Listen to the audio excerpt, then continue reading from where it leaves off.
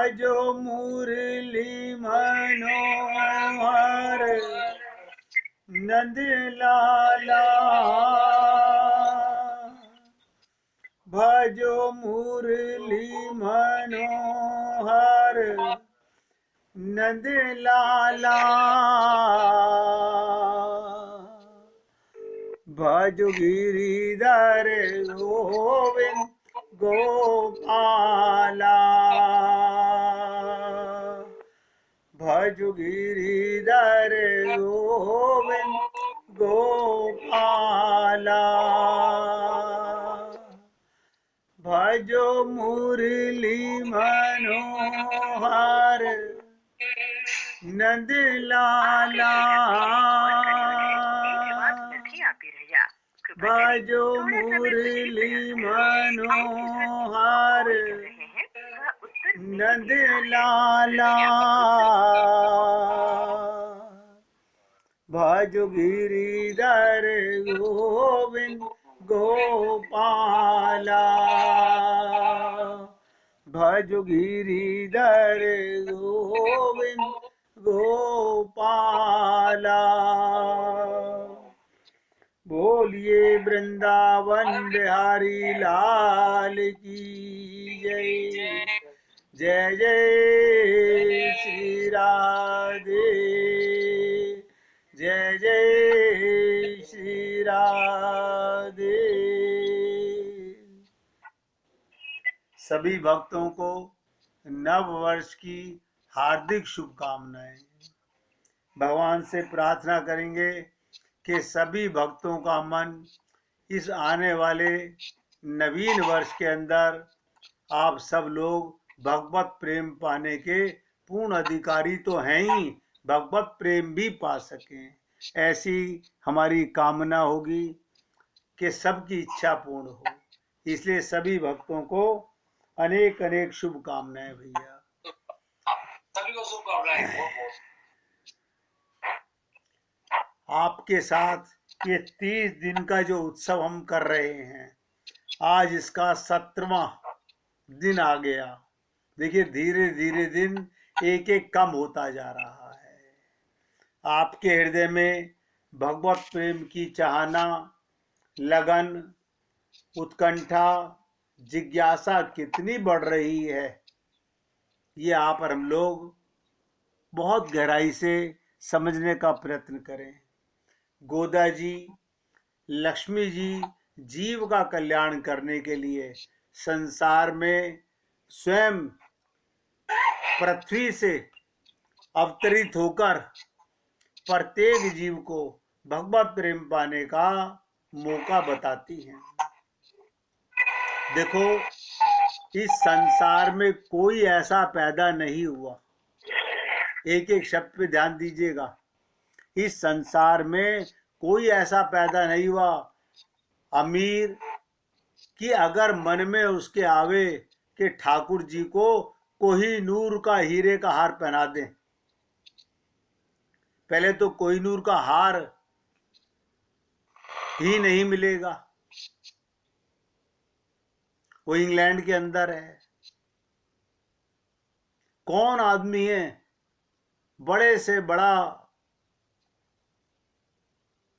पैसे वाला bill gate भी अगर चाहे तो भगवान को कोहिनूर का हार नहीं पहना सकता।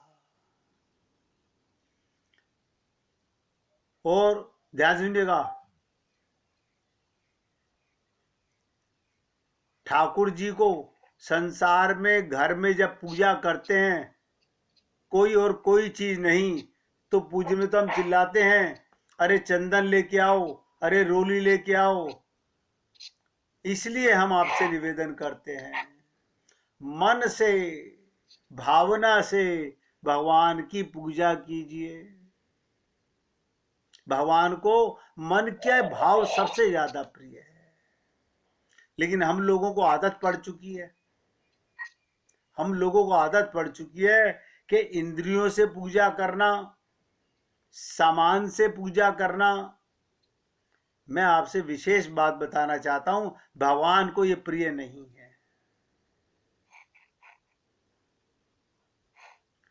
परीक्षित देखिएगा, परीक्षित अपने गुरुदेव सुखदेव जी से पूछ रहा है कि कैसे पॉसिबल है कि अघासुर का उद्धार क्यों हो गया।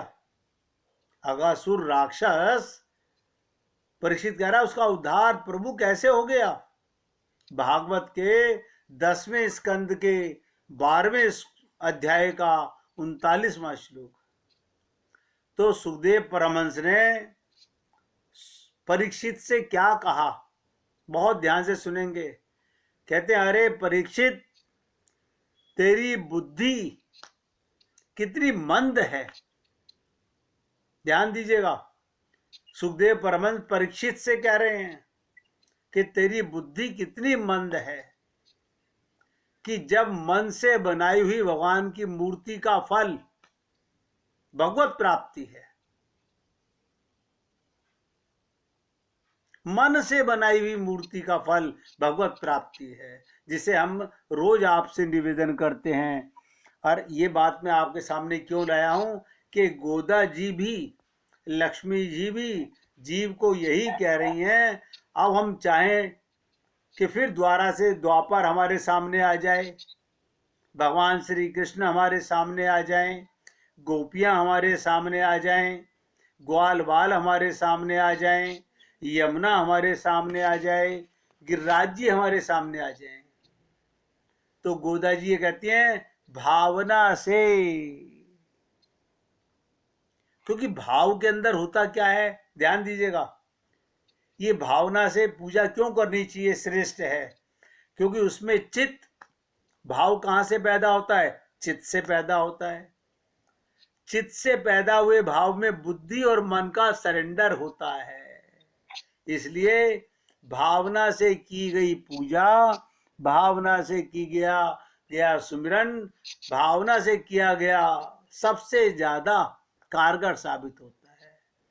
और सुखदेव परमहंस परीक्षित से कहते हैं, अरे कुंद बुद्धि, जब मन से बनाई हुई भगवान की मूर्ति का फल भगवत प्राप्ति है, तो अघासुर के मुंह में तो भगवान स्वयं घुस गए। अघासुर के, जब उसने सारे ग्वाल वालों को मुख में भर लिया, तो भगवान स्वयं अघासुर के मुख में घुस गए, उसका उद्धार हो गया। इसमें कौन से आश्चर्य की बात है। भागवत में कहा गया कि मनोमयी मणिमयी प्रतिमा अष्ट विद्या स्मृता। ध्यान से सुनिएगा, 8 प्रकार की प्रतिमा होती है संसार में, 8 प्रकार की मूर्तियां होती हैं, उसमें एक मनोमयी होती है। बार बार हम आपसे ये क्यों निवेदन करते हैं कि आप मन से भगवान का ध्यान कीजिए, मन से भगवान की भावना से मूर्ति बनाइए, मन से बना लो, केवल मन से, जैसा चाहो। मैं आपको सरलतम मार्ग बताने का प्रयत्न कर रहा हूं, जो रूप ध्यान में बड़ी सरलता है।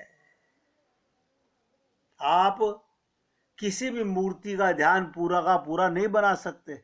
अब देख लीजिए, आपको बता देता हूं, अगर आप कितने बड़े पेंटर हों, आप कितने बड़े आर्टिस्ट हों, आप अगर चाहें कि मैं अपनी पत्नी का, जिसको रोज देखता हूं, बिना देखे उसका रूप बना दूं, आप बना नहीं सकते, नहीं बना सकते। रोज देखते हो, नहीं बना सकते।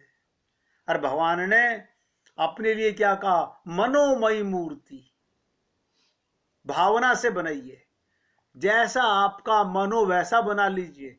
हमने कई बार कहा, बच्चा बना लीजिए, छोटे से बच्चे बना लो, गोद में लेके खिलौनों और पति मान लो, अभी उनको स्वामी मान लो, यानी दास्य भाव हो जाए, अभी सखा भाव बना लो, अभी वात्सल्य भाव बना लो, अभी माधुर्य भाव बना लो।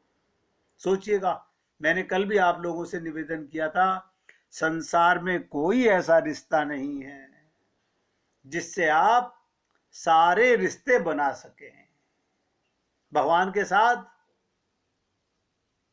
त्वमेव सर्वम मम देव देवा, तुम मेरे पिता भी हो, तुम मेरे पति भी हो, तुम मेरे पुत्र भी हो, तुम मेरे स्वामी भी हो और तुम मेरे दास भी हो। सोच के देखिए कितनी बड़ी छूट है भगवान के साथ। लेकिन हम लोग सरलता से भगवान को पाना नहीं चाहते। बहुत दुख की बात है, लोग आग इसके अंदर भी कठिन तपस्या करने की बात कर रहे हैं। भगवान तो सरलता से मिलते हैं। तो क्या करें, जिस भाव में तुम्हारा मन हो वैसी मूर्ति भगवान की बना लो, और कोई साधन और काम नहीं देगा। ये निचोड़ बता रहा हूं आपको।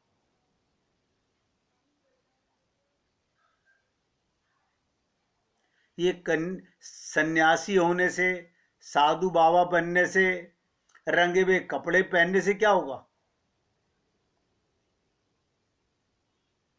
इससे क्या होगा? इससे भगवत प्राप्ति होनी है क्या? आप सोचिए, क्या गिरवे वस्त्र धारण करने से भगवान मिल जाते हैं? क्या गले में मालाएं डालने से भगवान मिल जाते हैं? ये सब चीजें धोखाधड़ी का समान भगवान के पास नहीं चलता। ये लोग जो कहते हैं ना, हम जंगल में जाकर रह लेंगे, एकांत में रह लेंगे, सब बकवास है। हम मौन रहते हैं, आपने सुना होगा मौनी बाबा। अरे कितने गूंगे हैं संसार में, वो बोल नहीं सकते, तो क्या उन्हें भगवत प्राप्ति हो जाएगी? केवल श्री कृष्ण की भक्ति से काम बनेगा।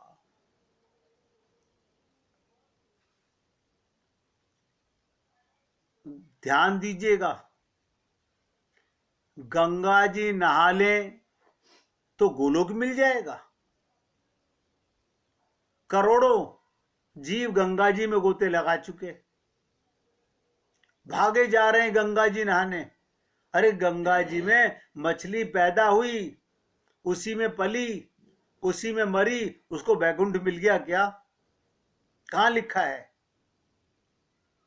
सांप हवा खा के रहता है, कितना बड़ा त्यागी है वो, क्या गोलोक जाएगा? भेड़ बकरियां सब हरे पत्ते खा करके।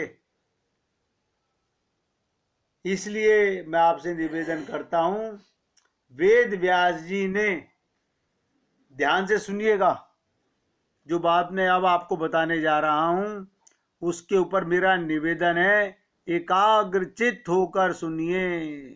क्या? वेद व्यास जी ने सुखदेव परमहंस से कहा, पिता ने पुत्र से कहा, गुरु ने शिष्य से कहा, जब वो जंगल जा रहे थे, अरे बेटा ब्रह्मचर्य का पालन कर पहले। देखिएगा, वेद व्यास भगवान के अवतार और सुखदेव जी से क्या कह रहे हैं?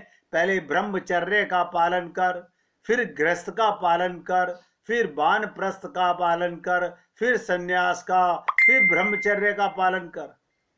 सुखदेव जी ने कहा क्यों? अगर ब्रह्मचर्य के पालन से भगवान मिले, अगर ब्रह्मचर्य के पालन से भगवान मिले, आप सोचिएगा,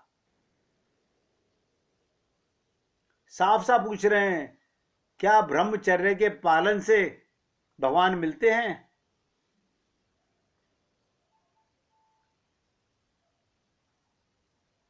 इसलिए कहा गया कि ब्रह्मचर्य का पालन कर पहले। सुखदेव ने कहा क्यों?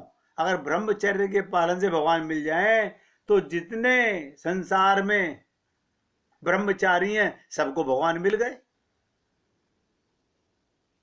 और क्या बताऊं विशेषता, मैं वो शब्द बोलना नहीं चाहता। हमारे महाराज जी तो क्या कहते हैं, जितने नपुंसक हैं, जितने, क्या उनको भगवान मिल जाता है?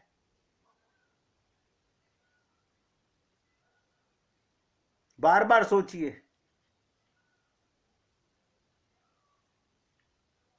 अगर आप कहें कि 3 ऋण, देव ऋण, ऋषि ऋण, पितृ ऋण, देव ऋण, ऋषि ऋण और पितृ ऋण, इन ऋण से उद्धार करो। इसके लिए ब्याह करो, बच्चा पैदा करो। अगर बच्चा पैदा करने से मुक्ति मिलती होती तो जानवरों के कितने कितने बच्चे होते हैं। हम नहीं समझ पा रहे इन बातों को। संत महात्मा सरल मार्ग बता रहे हैं।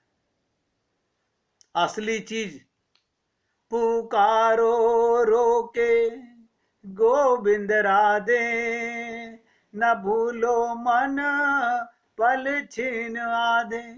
एक शर्त, क्या? कोई डिजायर, कोई कामना मन में मत रखो। बस भगवान से कुछ मांगो मत। देना देना इसका नाम प्रेम है। प्रेम माने देना। और संसार में सारे लोग मांगते रहते हैं।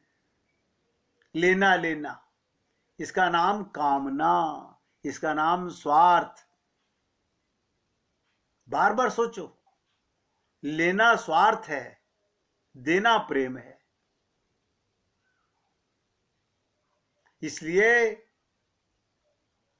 लेना देना बिजनेस, संसार में जो चल रहा है वो बिजनेस चल रहा है। हम हर जन्म में भगवान से मांगते रहे। क्यों मांगते रहे? अरे वो हमारे पिता हैं, पिता की प्रॉपर्टी का बेटे का वैसे ही अधिकार है। मांगने से क्या मतलब हुआ? इसलिए कहते हैं मांगन से मरना भला, मत मांगो कोई भीख। सर्वशक्तिमान है वो हमारे लिए, जो ठीक समझ रहा है वो खुद ही दे रहा है। आप बताइए, ये कहां से गंदी बीमारी सीख ली हमने? जब हम मां के गर्भ से आए थे, सोच के बताइएगा, क्या आपने भगवान से दूध मांगा था? या मां ने कामना की थी कि दूध उतर आए? आप बताइए, भगवान कैसे दूध बना दिया अपने जीव के लिए? कैसे दांत लगा दिए? कौन से अस्पताल में दांत पैदा हुए? क्या मम्मी ने, पापा ने कोशिश की? वो सब कुछ कर रहा है, लेकिन फिर भी हम नहीं समझ पा रहे। एक फकीर हुए बाबा फरीद, वो क्या लिखते हैं? मोहब्बत भी अजीब चीज बनाई तूने। मोहब्बत भी अजीब चीज बनाई तूने। तेरी मस्जिद में, तेरे ही मंदिर में, तेरे ही बंदे तेरे ही सामने रोते, पर तुझे नहीं, किसी और को पाने के लिए। देखो कमाल की बात, संसार मंदिर मस्जिद गुरुद्वारे में रो रहा है, क्या पाने के लिए? संसार का सामान। अजीब है, इंसान कभी समझने की प्रयत्न ही नहीं कर रहा। तो देखिए, आज के पासूर में कल हमने आपसे निवेदन किया था, गोदा जी उन सब 10 गोपियों को साथ लेकर नंद महल में गईं, और नंद महल के अंदर नंद बाबा को द्वारपाल कहकर संबोधित किया गया और उनसे प्रार्थना की कि आप हमें अंदर प्रवेश करने दीजिए। उन्होंने अंदर जाने दिया। अब बात थी कि भगवान तक कैसे पहुंचा जाए। बहुत से लोग सीधे भगवान को पाने की बातें करते हैं। फिर वही प्रसंग आपके सामने रख रहा हूं। रामचरितमानस में सुंदर कांड सबसे सुंदर क्यों है? पहले शक्ति को पाओ, पहले भक्ति को पाओ। सीता की प्राप्ति, शक्ति, भक्ति, शांति, ये सब सीता के रूप हैं, ये सब राधा के रूप हैं, ये सब लक्ष्मी के रूप हैं। फिर राम मिलते हैं। राम ने अपनी सेवा में कब लिया? जब सीता ने पुत्र स्वीकार किया और सीता की कृपा से हनुमान जी को मंत्र मिला भगवत प्राप्ति का। और यहां लोग सीधे भगवान तक पहुंचना चाहते हैं। इसलिए कहते हैं नंद जी को भय कि परम सुंदर लाल कृष्ण को स्त्रियां चुरा ना ले जाएं। जैसे एक बार पूतना उठाकर ले गई। अब नंद बाबा को यशोदा मैया ने कह दिया किसी भी स्त्री को घर में प्रवेश मत करने देना। इसलिए वे घर के बाहर चौक में पहरा दिया करते हैं कि कोई राक्षसी अंदर ना प्रवेश कर जाए। उन्हें भगवान की सदा चिंता रहती है। आपने देखा होगा कि केवल भगवान को नहीं चुरा के ले गए। भगवान का, श्री कृष्ण का ग्रैंडसन, क्या नाम था उसका? अनिरुद्ध। उसको भी चुरा करके ले गई थी। श्री कृष्ण अनिरुद्ध के सौंदर्य के मूलभूत इनकी स्त्रियों कहते ना नहीं चुराएंगी वो कैसे कहा जाए। गोदा देवी नंद जी की प्रार्थना करते हुए बोली, नंद बाबा तुम बड़े दानी हो, तुम अन्न मांगने पर, जल मांगने पर, वस्त्र मांगने पर सब कुछ दान कर देते हो। दान करने का तुम्हारा ये अभ्यास सनातन है। आप तो सब कुछ देना चाहते हो और आप देते भी हो। तुम्हारे दान करने की ये प्रवृत्ति फल इच्छा से मुक्त रखती है। हमारे धारक पोषक को हमें दे दो। यानी हम भगवान को जगाना चाहती हैं, भगवान को पाना चाहती हैं, तभी वे हमारे प्राप्त हो सकेंगे। हमारे और कृष्ण के तुम स्वामी हो, अब तुम उन्हें हमें वहां तक जाने दो। तुम उठो, रास्ता दो तो हम आगे बढ़ें। ध्यान दीजिएगा, यहां पर गोदा जी हमें एक शिक्षा दे रही हैं प्रत्येक जीव को। क्या? माता, पिता, पुत्र, भ्राता, स्त्री, मित्र आदि से एक एक फल मिलता है। माता से माता का फल मिलेगा। ध्यान दीजिएगा, ये शिक्षा मैंने अभी बता के चुका हूं। माता से पत्नी का सुख नहीं मिल सकता, पत्नी से माता का सुख नहीं मिल सकता, बेटी का सुख नहीं मिल सकता। संसार में जितने भी नाते हैं, ये शिक्षा दे रही है गोदा जी कि उन सब से एक ही सुख मिलता है।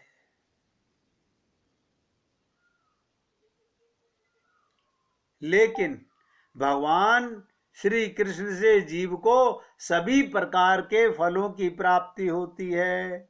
भगवान को जब चाहो पुत्र मानो, जब चाहो पिता मानो, जब चाहो पति मानो। सोचिएगा,